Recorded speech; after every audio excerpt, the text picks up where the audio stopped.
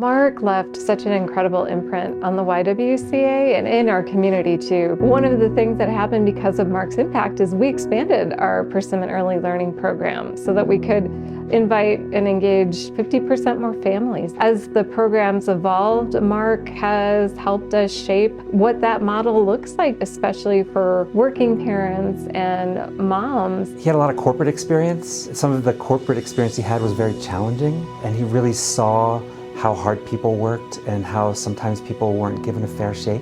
And so I saw Mark coming from the perspective of what helps even the playing field so that it allows people to really succeed where they want to succeed.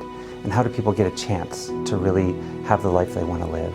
And he wanted to really apply those principles to our community here in Boulder and make sure that that was available to kids, to adults, and all the people he worked with.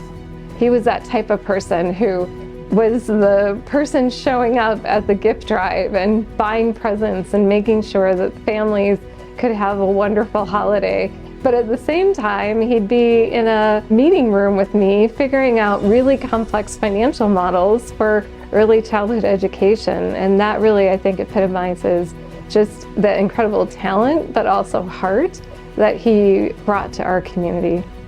When Mark first passed, the first thing that came to my mind is how do we celebrate all of the incredible work he's done? Just walking through the halls of the YWCA, there isn't a corner of our programming or even this building that Mark hasn't impacted.